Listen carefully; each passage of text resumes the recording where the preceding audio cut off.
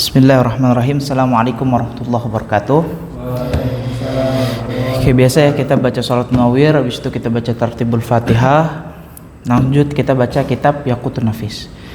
Bismillahirrahmanirrahim. Allahumma salli ala munawwiril qalbi wa syafi'ir ruhi min 'adzabin nari Muhammadinil amin sayyidil mujahidin wa barik li ya rabbal alamin Allahumma salli ala munawwiril qalbi wa syafi'ir ruhi min 'adzabin nari Muhammadinil amin sayyidil mujahidin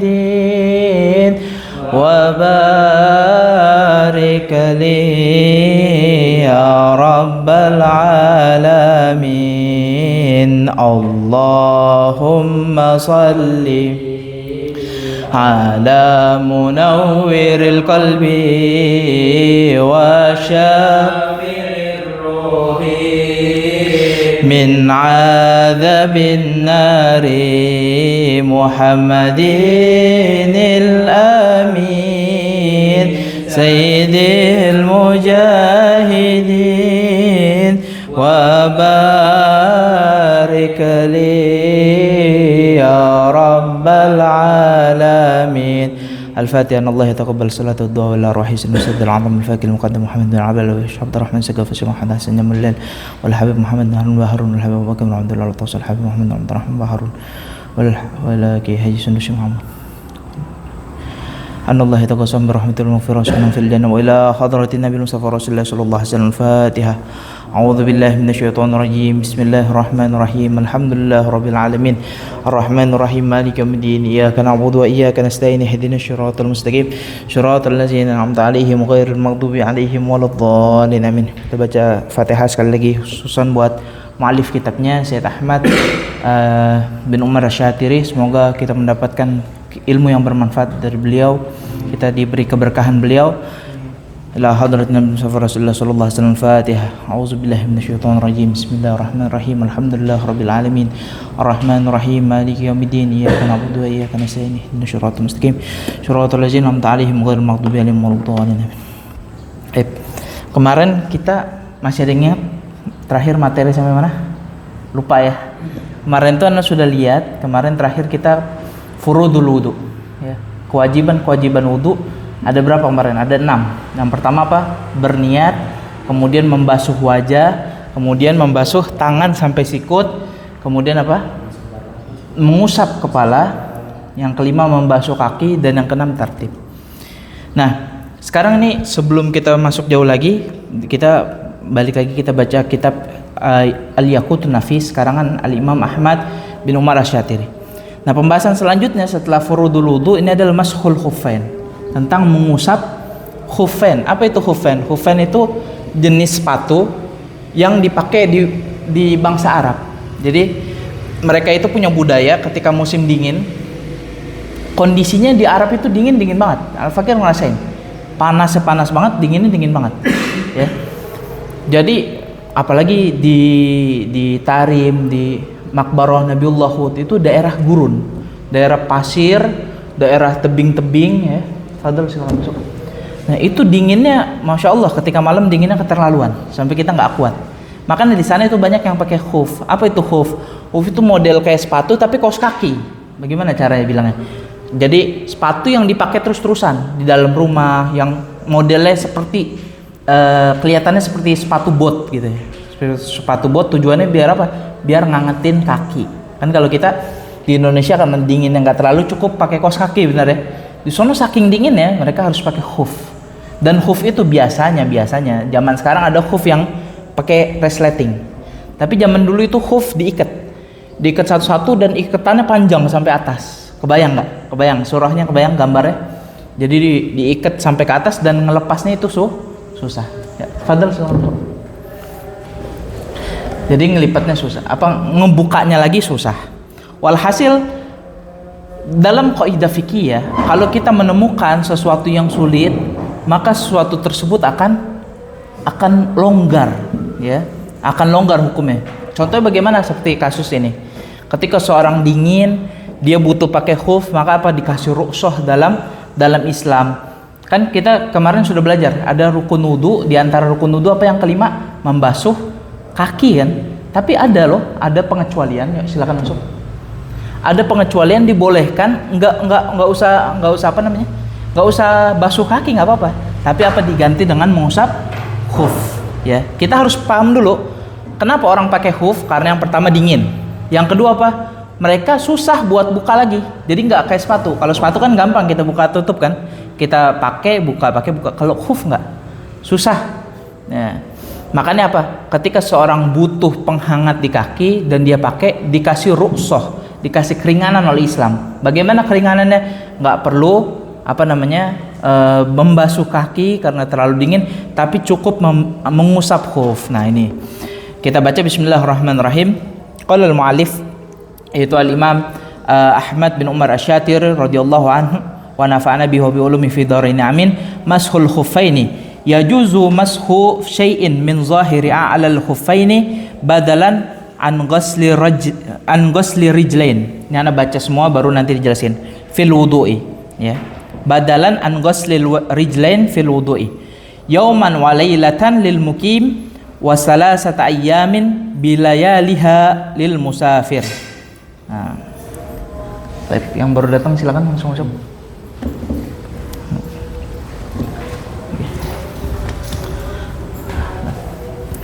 Ini walaupun kita ngerasain gerah ya, tapi belajar itu segala sesuatunya Allah tuh nggak mungkin nganggurin kita.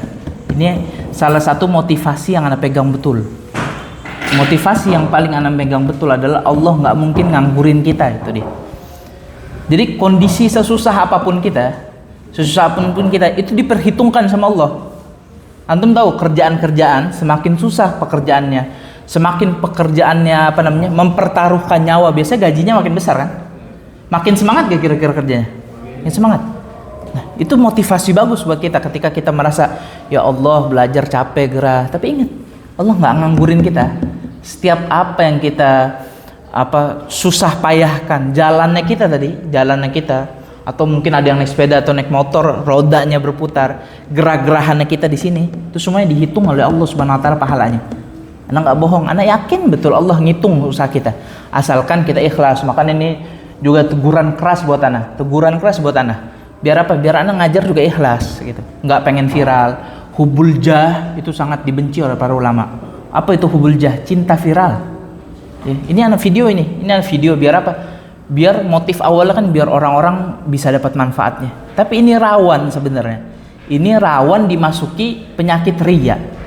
Video-video seperti ini rawan dimasuki penyakit riya. Riya itu sesuatu hal yang kita nggak bisa duga-duga. Nah, sebelum kita masuk ke materi fikih, sambil nunggu ada teman-teman kita yang baru datang ya. Ahlan, silakan langsung masuk. Ya. Langsung masuk.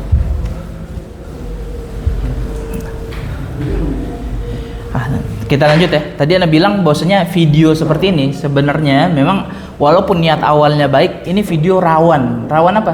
Rawan anaknya dimasuki sifat riya. Tahu riya kan? Pengen dilihat sama orang, pengen dikagumin sama orang. Ini teguran keras buat anak lagi-lagi. Dan antum tahu penyakit riya kita nggak bisa pungkiri. Kita nggak ada yang tahu penyakit riya itu ada dalam diri kita apa enggak. Kata para ulama, nih ahlan yang baru datang mungkin kan habis jalan gerah kan. Ini kita lagi bahas bahwasanya setiap usaha kita nggak pernah disia-siain oleh Allah. Gerahnya kita, keringetannya kita itu dihitung oleh Allah Subhanahu Wa Taala.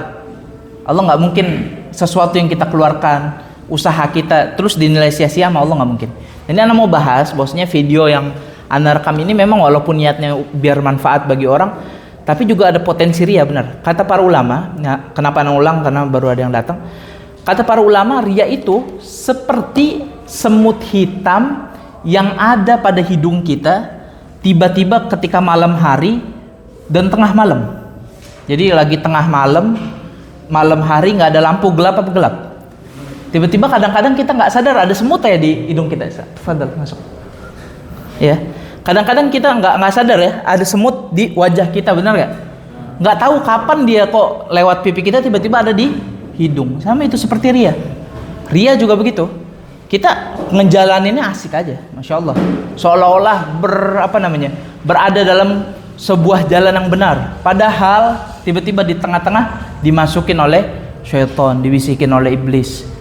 Iblis itu kalau yang masih kecil, ya orang yang imannya kecil, itu diujinya dengan apa? Weh, ayo maksiat, minum khamar, ngelihat hal-hal yang nggak benar. Tapi semakin orang bertakwa, jin juga mengupgrade diri untuk menggoda. Nggak dipungkiri, jin, iblis laknatullah alaihim, mereka mengupgrade diri untuk menggoda kita manusia. Contoh begini, ngaji kita bisa disusupi dengan jin, bagaimana? Bisa disusupi dengan syaitan, gimana? Dibisikin kita, wow ini di videoin, nanti viral, dilihat sama banyak orang. Khawatir hal, sesuatu yang mengkhawatirkan. Nah, alhasil insyaallah semua usaha kita semoga ikhlas karena Allah Subhanahu wa taala. Antum lihat di masjid sekarang setiap duha alhamdulillah baca niat belajar mengajar. Kelas 4 udah ada yang nulis belum? Udah ada yang nulis belum? Kalau kelas 1, kelas fikir wallahu alam kelas 1, karena kelas 1 yang megang kan ini ya, pengabdian baru, nggak paham. Ana sudah minta tolong sama Ustadz Fabian untuk di-share. Tapi kalau ke kelas 2, kelas 3 itu ana mudabir, ana wajibin buat ditulis, dan alhamdulillah takmirnya juga alhamdulillah jalan. Di masjid dibaca kan sekarang. Nah, antum kelas 4-nya nulis gak nih? Itu penting. Ya, nawaitu ta'alluma wa ta'lim wa tadhakkur wa tadhkir wa naf'a wal intifa' wal ifada wal istifadah wal hath ala tamasuki bi kitabillahi wa sunnati rasulih wa du'a ilal huda wa dalalatul khair ibtighajillah marrati qurbi sahabi. Baik. Kalau kulihal kita baca lagi, kita baca ulang tentang nas daripada kitab Al-Yaqutun Nafis tentang keringanan yang diberikan oleh Allah Subhanahu wa taala bagi orang-orang yang menggunakan khuf. Apa itu khuf? Sepatu yang menyerupai kaos kaki yang digunakan di musim dingin. Lagi-lagi anak ulang, di Arab itu kalau lagi musim dingin mereka punya adat istiadat menggunakan khuf, kayak berupa sepatu tapi kaos kaki, dan itu susah dibuka biasanya talinya panjang sehingga susah dibuka, dililit-lilit sebagai macam. Biar apa? Biar mereka bisa pakai itu bisa seminggu, bisa 3 hari. Nah, nggak dilepas-lepas ya, makanya diberi keringanan oleh Islam. Nah, ini kata Al-Imam Ahmad bin Umar Asy-Syatiri, mashul khuffain yajuzu mashu syai'in min dhahiri a'lal khuffain badalan an ghasli rijlaini fil wudu'i yauman wa lailah lil mukim wa salasata ayyam bilayaliha lil musafir. Nah, kata beliau, kata Al-Imam Ahmad bin Umar Asy-Syatiri, bahwasanya diperbolehkan mengusap sesuatu yang zahir. Nah, nanti kita akan perjelas, ini kita maknain dulu, kita artikan dulu, nanti baru kita jelaskan. Dibolehkan mengusap sesuatu yang zahir daripada khufain. Apa itu khufain? Tadi sepatu yang tadi kita sudah jelaskan. Badalan sebagai pengganti an ghasli rijlain, pengganti dari membasuh kaki sampai mata kaki fil wudu'i. Jadi kalau wudu kan normalnya kita diwajibkan apa kemarin? Membasuh kaki. Ya, kemarin kan sebelumnya kita membahas furudul wudu, tentang wajib-wajib atau rukun-rukunnya wudu. Rukun yang kelima apa? Rukun yang kelima adalah membasuh kaki sampai mata kaki. Tapi ada rukhsah, ada keringanan yang diberikan oleh Allah. Nah, apa itu? Dibolehkan mengusap khuf, nggak perlu dibuka khufnya, tapi cukup diusap. Nah, yauman wa lailah limukim. Berapa lama boleh orang pakai khuf nggak dibuka-buka? Nah, kata dalam kitab ini dikatakan yauman wa lailah lil mukim, sehari semalam bagi seorang yang mukim. Ya, ahlan, silakan. Sehari semalam bagi orang yang mukim. Tahu mukim? Mukim itu orang yang lagi nggak sedang berpergian. Berapa lama waktunya sehari semalam? 24 jam. Nah, kapan mulainya nanti akan kita bahas. Wa salasata ayyamin bilayaliha lil musafir. Ya, dan 3 hari 3 malam bagi seorang musafir. Kalau musafir orang yang sedang melakukan perjalanan. Jadi kalau misalkan orang yang mukim, berapa hari dia boleh pakai khuf? Nggak dibuka-buka? Sehari 1 malam. Bagi orang yang musafir, 3 hari 3 malam. Wa tabtadi'ul muddatu min intiha'il hadasi ba'dal lubsi. Nah, kapan dimulainya? Waktu dihitung kan katanya boleh sehari semalam. Kapan dimulai sehari semalamnya? Ketika dia berhadas ketika memakainya. Jadi nanti ada syarat-syarat orang boleh menggunakan huf dan boleh mengusap. Nggak perlu nggak perlu membasuh kaki, cuman mengusap sepatunya doang, sah. Nah, syarat-syaratnya apa? Di antaranya syarat yang pertama nih kita baca, ayul basa al khuffani ala taharati kamilah.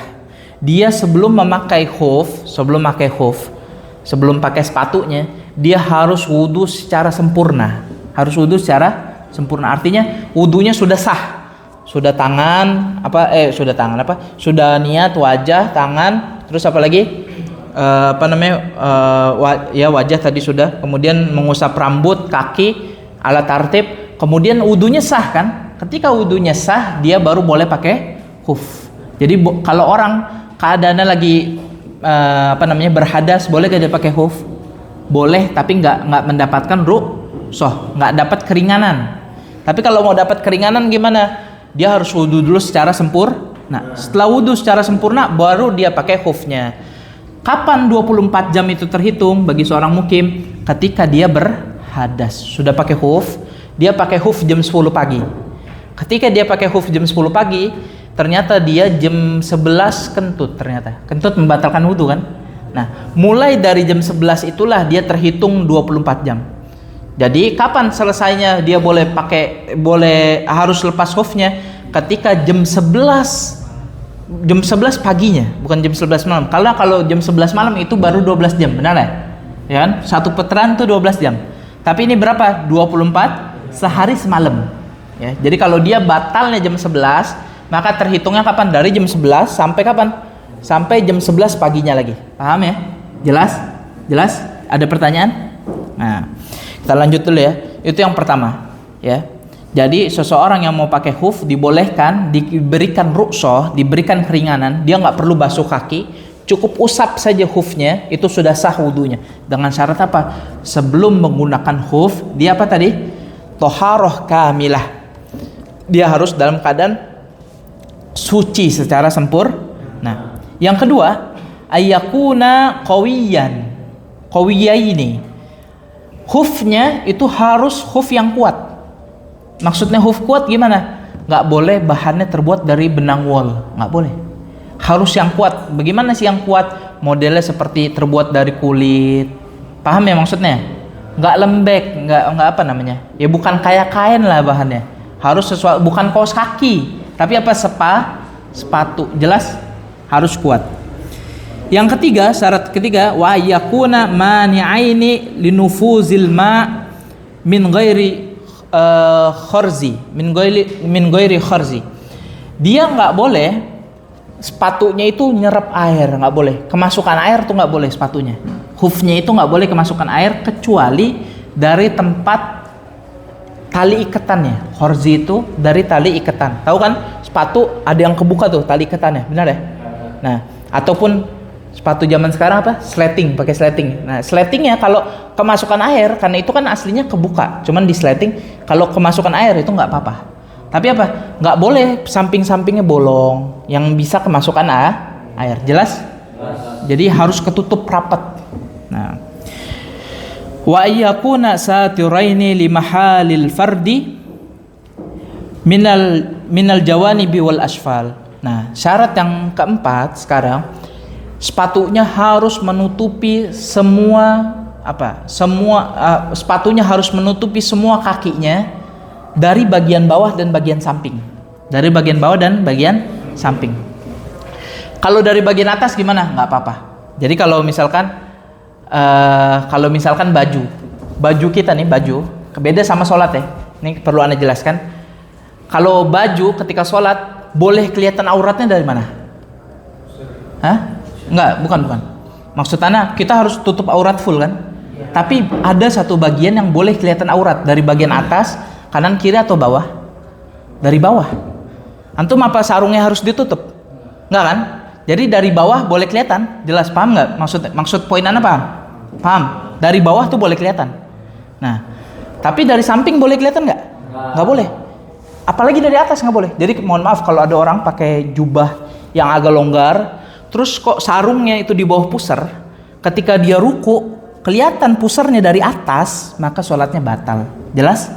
Karena apa? Satrul auratnya kebuka. Beda sama khufain. Kalau khufain yang harus ketutup mana? Bawah sama samping. Yang boleh kebuka yang mana? Yang atas. Antum bayangin gambarnya sepatu. Ketika sepatu dipakai, atasnya bolong kan? Maka apa? Kalau kelihatan dari atas nggak apa-apa. Tapi kalau bolongnya dari bawah nggak boleh. Atau bolongnya dari samping nggak boleh. Atau mana contohin pakai sendalannya nih? Hah? Perlu contoh nggak? Aduh, sendalannya kotor lagi, ini masuk kamera nanti kan. Nah ini kan ada bolong kan sampingnya. Ini nggak boleh nih, nggak boleh ya. Khuf tuh biasanya panjang segini, sampai mana? Sampai naik lah, pokoknya sampai hampir sebetis. Dia panjang. Nah ini nggak boleh bolong di sini, tapi atasnya boleh bolong nggak? Nggak boleh. Jelas?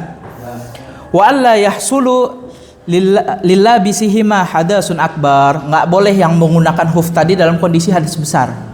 Jadi boleh wudunya cuman apa tadi? Cuman mashul khufain, nggak cuman basuh doang, cuman apa? Ngusap doang, nggak dibasuh.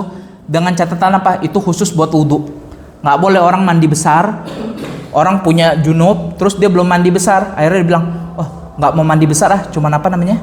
Cuman ngusap khuf. Sah apa nggak? Nggak sah. Udah azan ya? Udah azan. Dikit lagi. Wa alla yadhhara syai'un min mahallil fardi. Nggak boleh kelihatan dari mahal fard. Mahal fard itu apa tadi tuh? Selain yang atas itu, ya nggak boleh bolong dan sebagainya macamnya.